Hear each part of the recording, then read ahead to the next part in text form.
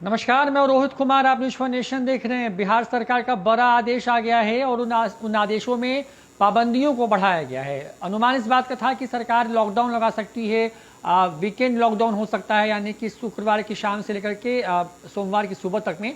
ऐसा कुछ भी नहीं हुआ है, लेकिन सख्तियां बहुत ज़्यादा बढ़ा दी गई हैं। जो नाइट कर्फ्यू का वक्त है वो अब जो है रात के 9 बजे की जगह शाम के 6 बजे हो जाएगा और 12 घंटे के लिए होगा, जबकि 144 रहेगा। भीड़ भाड़ करने की अनुमति नहीं होगी, दुकानों के खुलने का वक्त तय कर दिया गया है। ये तमाम चीज़ें हैं। क्या क्या चीज़ें हैं हम सब विस्तार से बताएंगे आपको। तो जो जुड़ गए हैं और जो मन में सवाल हो आप सवाल पूछिएगा, आपके सवाल को भी हम लेंगे। तो ये प्रेस कॉन्फ्रेंस, जो क्राइसिस मैनेजमेंट ग्रुप की जो प्रेस कॉन्फ्रेंस हुई, उसके बाद जो बेहद महत्वपूर्ण प्रेस कॉन्फ्रेंस हुई, उस प्रेस कॉन्फ्रेंस में जो है इस बात का जो है वो निर्णय लिया गया है। और देखिए, थोड़ा सा इसको बड़ा कर देते हैं ताकि आपको देखने में आसानी हो थोड़ी। तो ये पूरा आदेश है जो कि हम लेकर के हाजिर हुए हैं आपके लिए। और इस आदेश में बड़ी खबर ये है कि जो लॉकडाउन है वो इम्पोज नहीं किया गया बिहार में, क्योंकि पहले खबर थी कि लॉकडाउन लग सकता है बिहार के अंदर में, लेकिन लॉकडाउन तो लगा नहीं है। लेकिन कुछ चीजें और आई हैं। सवाल जो होंगे, आपके सारे सवाल हम लेंगे, उन सवालों का जवाब भी आपको विस्तार से बताएंगे। हमारा सुपर चैट का ऑप्शन जो है वो खुला रहेगा। जो भी आपको अब सवाल पूछना हो आप सवाल पूछेंगे। तो कोरोना महामारी को लेकर के 30/4/21 तक लागू है, यानी कि 9/4/21 के मध्य से संक्रमण के फैलाव को रोकने के लिए कुछ घोषणाएं जो की गई थी वो 30 मई तक के लिए थी। अब इसको विस्तार कर दिया गया है इनका, और अब जो है ये 15 जो है जून ये मई तक लागू है। दूसरा जब आदेश आया, लेकिन अब इस आदेश को और संशोधित कर दिया गया है और ये 15/5 यानी कि जो आदेश पहले था उस आदेश को अब और आगे बढ़ा दिया गया है और ये 15/5/2021 तक के लिए लागू किया गया है। एक एक चीज बताएंगे आपको कि आखिर वो कौन कौन सी चीजें हैं। तो शुरुआत करते हैं सबसे पहले 29 यानी कि आज रात के 12 बजने के साथ ही अगले दिन जो है यानी कि कल सुबह जब आप जगेंगे तो तमाम जो दुकानें होंगी वो सिर्फ और सिर्फ शाम के जो 6 बजे तक खुलती थी, अब उनको शाम के 4 बजे किसी कीमत पर बंद करना होगा। जिला प्रशासन बाजारों में स्टैंगरिंग करेगी ताकि भीड़ नहीं हो, यानी कि वहां पर पुलिस की मौजूदगी बढ़ाई जाएगी।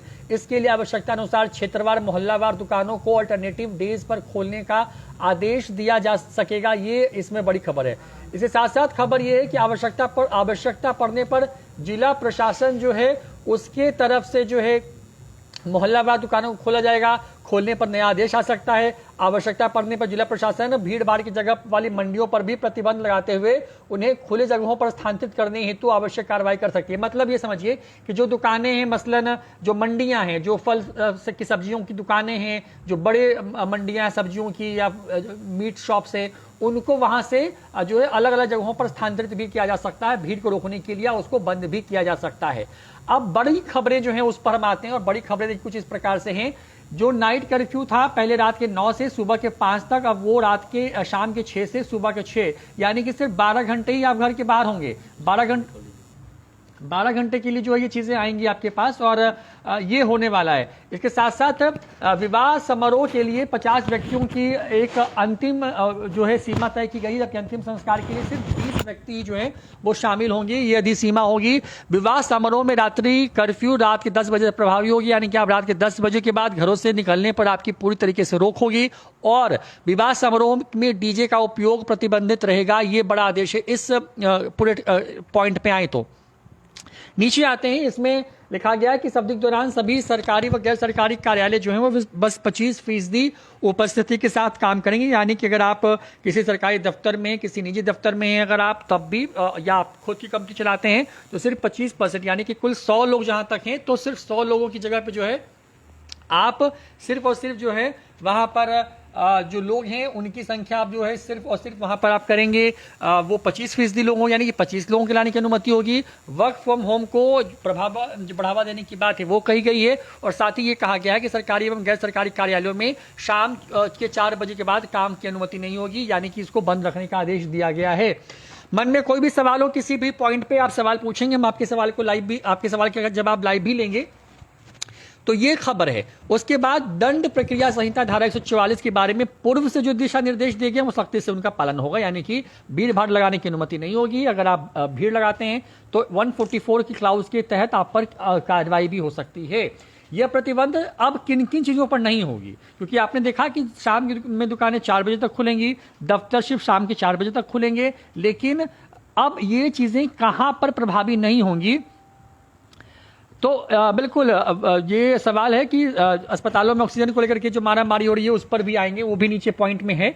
तो यहाँ पर सार्वजनिक परिवहन यानी कि तमाम ऑटो रिक्शा, टेम्पो, बस जितनी चीज़ें होंगी वो सिर्फ 50% कैपेसिटी के साथ चलेंगे, यानी कि उस पर रोक नहीं होगी।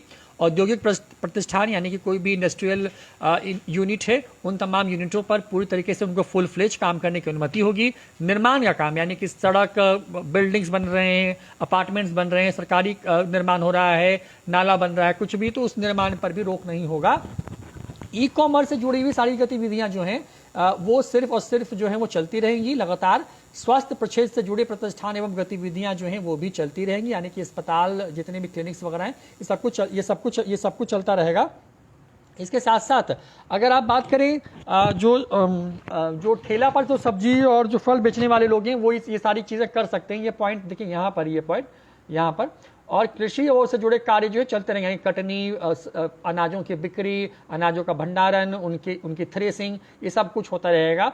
रेस्टोरेंट एवं खाने की जो दुकानें हैं वो रात्रि के 9 बजे तक जो है टेक अवे अनुमान्य होगा, यानी कि आप रेस्तरां में बैठे खाना तो नहीं खा सकते हैं, लेकिन वहां पर आपके लिए तमाम जो चीजें हैं वो अनुमान्य की गई हैं। ये बड़ी खबर है यहाँ पे। इसके साथ साथ अब बात करते हैं कंटेनमेंट जोन्स की, जहां पर संक्रमित मरीज मिलते हैं। तो वहां पर कंटेनमेंट जोन जो गठित किए गए हैं उसमें पूर्व से दिए गए दिशा निर्देश जो हैं, सरकार क्या काम कर रही है, एक सवाल है, वो सवाल भी लेते हैं। तो कंटेनमेंट जोन जो है उस पर सरकार के दिशा निर्देश एवं भारत सरकार का 25 अप्रैल 2021 का जो एडवाइजरी है उसके आलोक में जिला प्रशासन के अंदर जरूरत के अनुरूप कंटेनमेंट जोन्स गठित रहेंगे।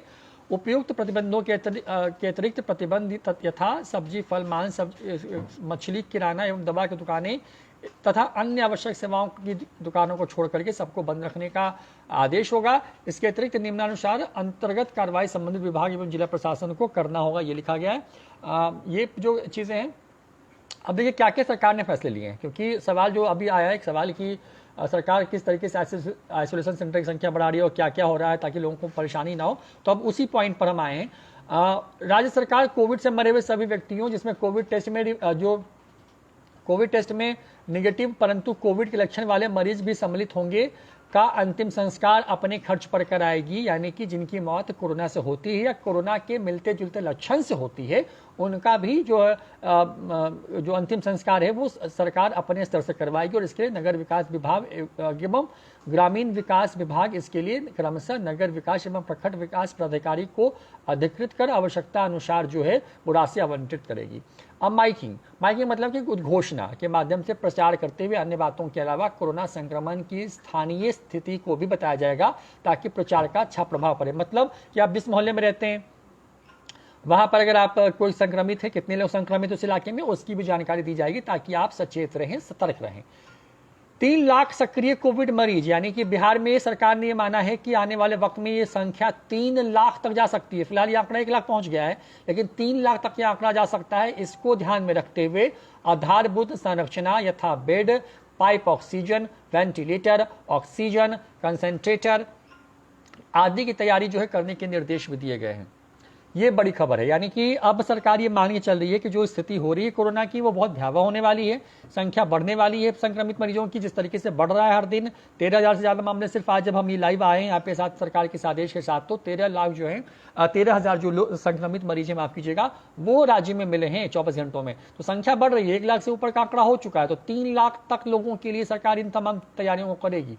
इसके बाद जो है इस क्रम में 3 लाख सक्रिय कोविड मरीजों की आवश्यकता के हिसाब से, क्योंकि डॉक्टर चाहिए होंगे, इसके लिए सरकार ने आवश्यक मानव बल यथा जो चिकित्सक हैं, एलोपैथ, आयुष, यूनानी, डेंटिस्ट चिकित्सक सहित सबको डिप्लॉय करने का फैसला लिया है। Lab technician, nurse, paramedical staff एवं एनेस्थेटिक्स के अस्थायी पदों का सृजन कर वॉक इन इंटरव्यू के माध्यम से न्यूनतम 1 वर्ष के लिए संविदा पर उनकी नियुक्ति की जाएगी। इन नियुक्ति निजी व्यक्तियों को संविदा कर्मियों की भांति 1 साल के सरकारी अनुभव की अधिमान्यता भी दी जाएगी, यानी कि जो इस काम में आएंगे उनको एक तरीके से जैसे मान लीजिए कि जो डॉक्टर्स इसमें बहाल होंगे संविदा पर, उनको 1 साल का सर्टिफिकेट भी सरकार का मिलेगा सरकारी काम करने का, तो ये उनको फायदा होने वाला है। लेकिन ये सब कुछ इंटरव्यू के आधार पर ही तत्काल करने का आदेश दिया गया है। जो भी सेवानिवृत्त हो चुके हैं, यानी कि जो रिटायर हो चुके हैं, जिसमें डॉक्टर्स हैं, एलोपैथिक, आयुष, डेंटिस्ट को सब पर जो सबसे काम लेने पर जो है आवश्यकता के अनुसार काम पर लगाया जाएगा, ये बातें हुई हैं। अब कोविड के लक्षण वाले जो रोगी हैं, भले कोविड टेस्ट में निगेटिव हो, को भी अस्पताल में भर्ती करना ही होगा और उनका इलाज करना होगा। और स्वास्थ्य विभाग ने इस संबंध में जो आदेश जारी किया है उसका अनुपालन अच्छे से कराया जाएगा, ये आदेश आ गया है।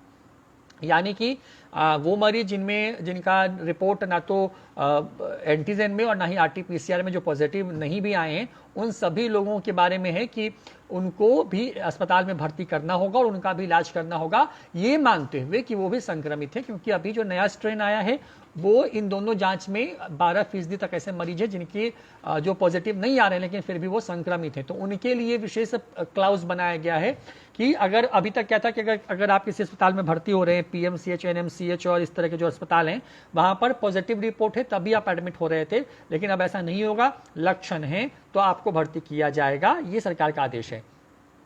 सारे वेंटिलेटर्स हर जिले में 4 से 5 के आसपास में, 38 जिले हैं राज्य के अंदर में, पटना को छोड़ दें तो बाकी जिलों में वेंटिलेटर की संख्या लगभग 4, 5 या 8 या 10 तक है, तो उन सभी को चालू कराने के आदेश दिए गए हैं। इसके लिए स्वास्थ्य विभाग एवं जिला जो अधिकारी हैं अपने स्तर से सभी आवश्यक कार्रवाइयां करेंगे। जिला पदाधिकारी को स्थानीय व्यवस्था के अंतर्गत आवश्यकता अनुसार निजी क्षेत्र के सहयोग से वेंटिलेटर्स को चलाने हेतु अधिकृत किया जाएगा। प्राधिकृत किया जाएगा मतलब है कि अगर अस्पतालों में ये चीजें नहीं है तो वो निजी क्षेत्र से भी इसको हायर कर सकते हैं चलाने के लिए।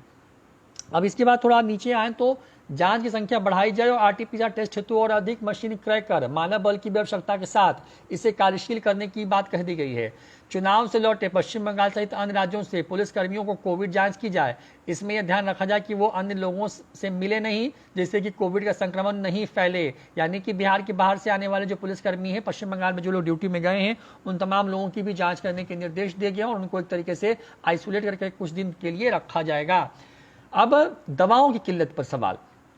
रेमडेसिविर एवं अन्य आवश्यक दवाएं जरूरत पड़ने पर मरीजों को आसानी से एवं एक निर्धारित प्रक्रिया के अंदर मिल जाए, इसकी सुनिश्चित व्यवस्था स्वास्थ्य विभाग को करने के आदेश जो है वो दिए गए हैं। यानी कि जो दवाएं नहीं मिल रही थी, क्योंकि लगातार ड्रग कंट्रोलर पर सवाल खड़े हो रहे थे, स्वास्थ्य महकमे पर सवाल था कि दवाएं तो आई हैं लेकिन मिल कहाँ रही हैं, लोग तो 50-50 हज़ार तक में खरीद रहे हैं। ऐसे में इसके लिए भी एक स्पेशल आदेश है। इसमें ये पॉइंट यहाँ पर है कि लिखा गया है, इस पॉइंट में देखिए इस तरीके से, तो रेमडेसिविर एवं अन्य जरूरी दवाओं पर मरीजों को आसानी से एवं एक निर्धारित प्रक्रिया के अंदर उसको वो मिल जाए, इसका पर जो है सुनिश्चित व्यवस्था स्वास्थ्य विभाग को करने के आदेश दिए गए हैं। अब बढ़ते संक्रमण को देखते हुए आवश्यकता अनुसार एम्बुलेंस किराए पर हर जिले में लिया जाने का आदेश दे दिया गया। यानी कि अगर एम्बुलेंस सरकार के पास नहीं है और मामले ज़्यादा है तो वहाँ पर एम्बुलेंस को जो है रेंट पर भी लिया जाए, इसके भी आदेश दिए गए हैं। अब राज्य मुख्यालय स्तर पर, जिला मुख्यालय स्तर पर कार्यरत हेल्पलाइन को और संवेदनशील, सुदृढ़ एवं उत्तरदायी बनाया जाए और यह सुनिश्चित किया जाए कि आम लोगों की शिकायतों एवं सुझावों का शीघ्र निराकरण हो। यानी कि जो कॉल सेंटर्स है, जो हेल्पलाइन है, उनको और दुरुस्त किया जाएगा ताकि आपको परेशानी ना हो, लोगों को परेशानी ना हो। अब स्वास्थ्य विभाग में ऐसी व्यवस्था की जाए कि सभी जिलों के जिला पदाधिकारी से संबंधित स्वास्थ्य संबंधी सभी प्रकार के अद्यतन आंकड़े एवं सुझाव हर 2 दिन पर विभाग को मिल जाएं। इन आंकड़ों के आधार पर यदि आवश्यक हो तो विभाग समीक्षा कर आवश्यक निर्णय ले। यानी कि हर जिले से इनपुट मंगाने का निर्देश दिया गया है, वो हर 2 दिन पर अधिकतम होगा। यानी कि आप 2 दिन के अंदर हर जिले का इनपुट लेंगे और उसके आधार पर जो चीजें होंगी। अब क्या है, अब निजी अस्पताल जो केवल कोरोना मरीजों के इलाज पे लगे हैं, उनकी समस्या के निराकरण के लिए संस्थागत व्यवस्था स्वास्थ्य विभाग बना ले और उनके माध्यम से नियमित बैठक कर समस्याओं का निराकरण करे। गत वर्ष की तरह मुजफ्फरपुर में कोरोना संक्रमण के लिए अतिरिक्त अस्थायी अस्पताल का निर्माण कराने का भी निर्णय लिया गया है। वहीं अस्पतालों में चिकित्सक एवं चिकित्साकर्मी कोविड मरीजों के इलाज को देखें। चिकित्सक एवं चिकित्साकर्मी सुरक्षा के लिए गृह विभाग एवं जिला प्रशासन आवश्यक कार्रवाई करे, जिस तरीके से आज एनएमसीएच में हुआ। इन तमाम चीज़ों के बाद एक नया आदेश आ गया है कि इन तमाम चीज़ों पर एक तरीके से सुरक्षा मुहैया कराने की बात कही गई है और इसके बाद सभी जिला पदाधिकारी इस आदेश के अनुपालन हेतु दंड प्रक्रिया संख्या की धारा 144 यानी कि आईपीसी के धारा 144 के अंतर्गत निषेधाज्ञा निर्गत करेंगे। उपरोक्त आदेश का उल्लंघन करते हुए पाए जाने पर संबंधित के विरुद्ध आपदा प्रबंधन अधिनियम 2005 की धारा 51 से 60 एवं आईपीसी की धारा 188 के जो है प्रावधानों के अंतर्गत दंडात्मक कार्रवाई जो है वो करने के आदेश जो दिए गए हैं। तो खबर यही है बिहार को लेकर के जो चीज़ें हैं वो, और इस तरीके से आपने देखा कि क्या क्या महत्वपूर्ण दिशा जो निर्देश हैं वो जारी जो किए गए हैं। तो हमने तमाम पॉइंट्स आपको बताए, कुछ सवाल थे आपको उसको बताया। सरकार ये मान के चल रही है कि 3 लाख तक संक्रमित मरीज एक्टिव मामले जो है वो हो सकते हैं, लिहाजा ये चीज़ें होंगी। क्योंकि अब क्योंकि एक बार देवांशु के पास आते हैं। देवांशु, क्योंकि आप एनएमसीएच भी जाते रहे रिपोर्टिंग के लिए और जो चीज़ें वहाँ पे दिखती रही हैं अभी तक, मरीज बहुत परेशान रहते हैं। क्या जो जितनी चीज़ें मैंने बताई और जितनी जो आदेश में जो बातें हैं, क्या आपको लगता है कि नहीं इन चीज़ों के सामने आने से जो मरीज़ हैं, जो उनके परिवार के लोग हैं, उनको थोड़ी सी राहत हो? देखिए, मरीज़ के परिजनों को राहत होती है या नहीं होती है तो वक्त बताएगा, लेकिन जिस तरीके का क्या बदला है आदेश में, काफ़ी कुछ सख्तियां हैं। लॉकडाउन नहीं है लेकिन सख्तियां हैं। जो दुकानें हैं जो खुलेंगी वो शॉर्ट पीरियड के लिए ही खुलेंगी। जैसे कि रोहित ने बताया कि जो क्या बदला है उस एक बार फिर से हम आपको बता दें कि दुकानें जो हैं वो 4 बजे तक खुलेंगी। इसके अलावा जो अहम है, जो डॉक्टर रिटायर्ड हो गए हैं, जो डेंटिस्ट हैं, उनको भी अब कोरोना मरीजों के इलाज के लिए लगाया जाएगा। इसके अलावा अहम एक बदलाव ये किया गया है। इसके अलावा अंतिम संस्कार, चाहे जिन मरीजों की मौत कोविड से हुई है, नॉन कोविड से हुई, उनके अंतिम संस्कार का जो खर्च है वो अब राज्य सरकार वहन करेगी। इसके अलावा जो अहम बात मुझे ये जो गाइडलाइन सरकार की तरफ से जारी हुआ है उसमें ये लगा है कि डेंटिस्टों को तो लगाया जाएगा। इसके अलावा देखिए, कुल मिला कहें जो स्थिति है वो बिहार में वो भयावह होती जा रही है। यही वजह है कि गवर्नमेंट ने सख्ती के साथ एक तरह से कई गाइडलाइन जारी किए हैं। इसके अलावा जैसा कि रोहित ने बताया कि सख्तियां हैं, लेकिन किस तरीके से क्या जो सख्तियां हैं उस पर असर कोविड मरीजों की संख्या में कम होगा, ये एक बड़ा सवाल है। देखिए, क्योंकि देवांशु, क्योंकि अगर शाम के 6 बजे से आप चीज़ों को रोक रहे हैं तो इसका मतलब है कि थोड़ा सा आप मास गैदरिंग को रोक पाएंगे, और दुकानें 4 बजे बंद होंगी तो सख्तियां हैं, यानी कि लोग कम निकलेंगे। लेकिन अब ये देखना होगा कि उसमें एक पॉइंट जो जोड़ा गया है कि जिला प्रशासन अल्टरनेट अपने हिसाब से फैसले ले सकता है। यानी कि मान लीजिए कि पटना की बात करें तो पटना का एक बड़ा इलाका कंकड़ बाग है और एक इलाका मान लीजिए कि राजा बाजार का है। तो कंकड़ बाग के इलाके में मान लीजिए शायद दुकानें आज खुले तो कल कंकड़ राजा बाजार के में खुल सकती हैं, परसों, और बोरिंग रोड में किसी और दिन खुलेंगी। मतलब ऐसे करके कि ऐसी व्यवस्था बनाने की कोशिश होगी कि एक साथ भीड़ ना हो। एक साथ भीड़ ना हो। जैसा कि देखा जा रहा है कि पूरे बिहार भर में लगन का समय चल रहा है और शादी विवाहों में गैदरिंग्स हो रही हैं। गाइडलाइन कुछ भी हो, गैदरिंग हो रही हैं। अब ये भी आदेश आ गया है कि आप शादी में डीजे नहीं बजा सकते हैं और नाइट कर्फ्यू जो है वो शादी के लिए 10 बजे के बाद से लागू होगा। लेकिन क्या आपको नहीं लगता कि शादी को लेकर और भी सख्तियों की जरूरत थी? क्योंकि गाइडलाइन है लेकिन वो पालन नहीं हो पा रहा है बिहार में। यही वजह है कि पटना आसपास के इलाकों में देखा जा रहा है कि लोग ज़्यादा आ रहे हैं, इकट्ठा हो रहे हैं, बिना मास्क पहन के पार्टियों में शिरकत हो रहा है। देखिए, अब लोगों को भी समझना होगा, सरकार जब सख्त हो रही है तो लोगों को भी इस बात को समझना होगा कि बेवजह ना निकलें। शादी ब्याह देखिए है, बिल्कुल इस बात में कहीं दो मत नहीं है, लेकिन अभी ये जो स्थिति है वो बहुत अलार्मिंग है। अभी जिस तरीके से मामले सामने आ रहे हैं कि बिल्कुल संक्रमण होने के 2 दिन के अंदर आदमी बहुत सीरियस हो जाता है। ऐसे में ये रिस्क लेने का वक्त नहीं है। मास्क पहनना, 2 गज की दूरी जिसका ख्याल रखा गया है कि ऑलमोस्ट 6 फीट की दूरी, बार बार हाथ धोना, सोशल डिस्टेंसिंग का ख्याल रखना, और अब तो ये तक कहा जा रहा है कि 2 मास्क लगाइए क्योंकि संक्रमण की जो रफ्तार है वो बहुत भयावह है। और इस बार की जो नया स्ट्रेन आया है देवांशु, उस स्ट्रेन का में क्योंकि मैंने जब डॉक्टरों से जब हमारी बातचीत होती रही है तो साल 2020 में जो स्ट्रेन था वो आपके लंग्स में यानी कि फेफड़ों में निमोनिया करने में 5 से 6 दिन का वक्त लेता था। 7 दिन तक में वो आप में सिम्टम्स आते थे जो, लेकिन इस बार ऐसा नहीं हो रहा है। इस बार 2 दिन में चीज़ें आ जा रही हैं और जब तक आप संभलते हैं तब तक स्थिति हाथ से बाहर हो जाती है। तो अगर इम्यून स्ट्रांग नहीं है, अगर आप बेवजह की लापरवाहियां करेंगे तो देखिए कि अब जो मरने वालों की उम्र है वो अगर 100 लोगों को देख लें तो 25 या 22 लोग ऐसे हैं दिवांशु जो कि 40 साल से नीचे वाले हैं। और ये 2020 में ऐसा नहीं था। 2020 में था कि जो 60 से ऊपर का, जो 50 से ऊपर का जो गंभीर बीमारियों से ग्रसित व्यक्ति है बस वही मर रहा है या उसी की मृत्यु हो रही है। इस बार ये चीज़ें बदली हैं तो स्थिति बिल्कुल अलार्मिंग है इस बार बिहार में या देश के स्तर पर। अब बड़ी बात यह है कि सरकार ने जो 2-3 महत्वपूर्ण फैसले लिए हैं उसमें यह है कि सरकार ने ये मान लिया है कि संक्रमण अभी बढ़ने वाला है। 3 लाख तक जाएगा, 3 लाख तक मैक्सिमम जो है वो 3 लाख तक। इसका मतलब है कि बिहार के अब लगभग आप मान के चलिए कि हर जिले में बड़े अस्पताल बनाए जाएंगे। मुजफ्फरपुर में बड़ा अस्पताल होगा जिस तरह की बिहटा में है, यानी कि 500 से 1000 बेड का हो सकता है, जिस तरह की पिछले बार सेना की तरफ से बनाया गया था। इस बार शायद सरकार अपने स्तर से बनाएगी। पटना में कई अस्पताल फंक्शनल हैं, कुछ और होने वाले हैं। अब देखिए मरीजों को दिक्कत क्या है, मरीजों के साथ दिक्कत क्या है कि उनको अस्पताल में बेड नहीं है अस्पतालों में उनके पास ऑक्सीजन नहीं है, वेंटिलेटर्स नहीं है, दवाएं नहीं है। तो इन सब पर आदेश है। ये सब कुछ को एज सून एज उसको दुरुस्त करने के लिए कहा गया, और ये कहा गया कि अगर डॉक्टर्स नहीं है, स्टाफ्स नहीं है, ये वार्ड बॉयज नहीं है, स्ट्रेचर मैन, ट्रॉली मैन वगैरह नहीं है, तो उन तमाम लोगों को नियुक्त करने के लिए कहा दिया गया, और कहा गया कि साल भर के लिए सबको नियुक्त कम से कम करिए, और उनको 1 साल का सर्टिफिकेट भी मिलेगा कि उन्होंने बिहार सरकार के साथ काम किया है। देखिए तैयारियां शुरू के लिए कि अब लोगों को भी थोड़ा समझना होगा देवांशु, क्योंकि अगर आपदा है, अगर ये इसको मेडिकल इमरजेंसी अगर आप हम सब कह रहे हैं, कोर्ट तक कह रहा है, माननीय उच्च न्यायालय ने कहा, सर्वोच्च न्यायालय ने इन बातों पर टिप्पणी की है, तो अब ये वक्त है कि हम और आप सब मिलकर के इन पाबंदियों को माने, क्योंकि देखिए ग्रामीण इलाकों में अभी भी बहुत लापरवाह हैं लोग, और यही वजह है कि बिहार के शहरी इलाकों से संक्रमण बहुत तेजी से ग्रामीण इलाकों तक पहुंच रहा है, और जहां पर कोई जांच की व्यवस्था नहीं है। तो ये चीजें हैं, तो सरकार लेकिन रोहित, जिस तरीके से दिक्कत हो रही है, सरकारी अस्पताल में मरीज आ रहे हैं एम्बुलेंस से, उसके बाद उनको वहाँ पे बेड नहीं मिल रहा है, ऑक्सीजन की किल्लत हो रही है। सरकार की तैयारी है कि 3 लाख तक जाएगा, तो किस तरीके से वो वेंटिलेटर का इंतजाम करेंगे। अब आयुष डॉक्टर हों, चाहे आयुर्वेद के डॉक्टर हों, चाहे वो डेंटिस्टों को भी लगाया जाएगा, 1 साल के लिए कॉन्ट्रैक्ट पे बहाल किया जाएगा। क्या लगता है कि जिस तरीके से सरकार जो कह रही है उसको इम्प्लीमेंट करवा पाएगी? क्योंकि अब तक हर दिन बैठकें हो रही हैं, लेकिन एनएमसीएच की आप नज़ारा हर दिन तस्वीरें आ रही है कि ऑक्सीजन की किल्लत हो रही है, पेशेंट जो आते हैं उनको डॉक्टर क्या नर्स भी पिकअप नहीं कर पाते हैं। देखिए देवांशु, अभी क्या है ना कि अभी अस्पताल आपके लिमिटेड हैं और भीड़ बहुत है, मतलब पेशेंट्स का फ्लो बहुत है, अस्पताल बहुत लिमिटेड है। अब सरकार उन अस्पतालों का ही विस्तारीकरण कर रही है, मतलब कि अब हर स्तर पर अस्पताल लाने की तैयारी है। देखिए वेंटिलेटर्स अगर हर जिले में, देखिए मुझे लगता है कि शायद जो बहुत सीरियस पेशेंट्स हैं हर जिले में अमूमन 5, 7 या 8 ही आते होंगे संभवतः।